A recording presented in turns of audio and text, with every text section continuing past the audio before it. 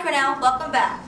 I'm your host, SWU. And I'm your co-anchor, Katrina O'Connor. And this is SLIP Weekend Update. Tensions remain high between the U.S. and North Korea.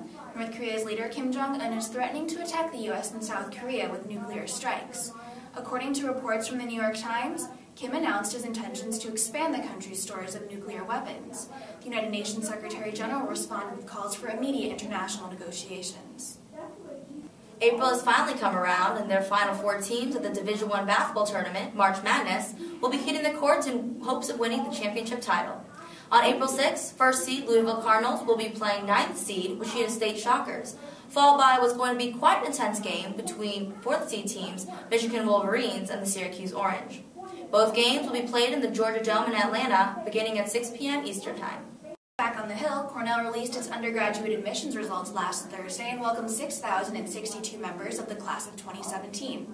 According to the Cornell Chronicle, a record high of more than 40,000 hopeful students submitted applications and 15.2% received acceptance letters.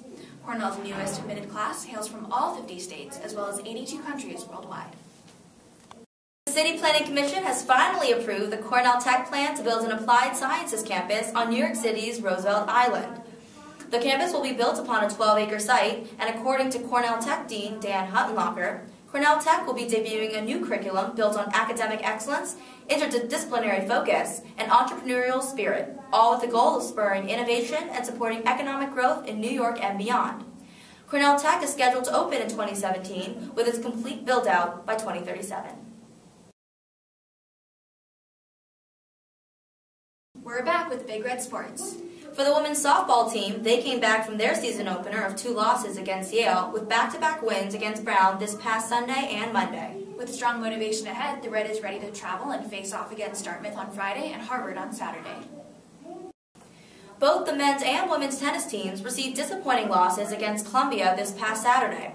The men's tennis team lost by a close margin of 4-3, but are ready to rebound against Dartmouth on Saturday and Harvard on Sunday. For their women's team, their loss to Columbia was their first loss of the season. The Red is also scheduled to play against Dartmouth and Harvard this weekend and are motivated to have a great season and possibly win the Ivy League tournament. This past weekend, the Reds baseball team got the start they needed by winning their first 3 games of the Ivy League season on Hoy Field. Now 3-0 in the Ivy League with an upcoming conference game, the Red is working hard at bat and playing good defense behind their pitchers. That's all we have for today. Have a great week. And remember, Cornell, stay classy.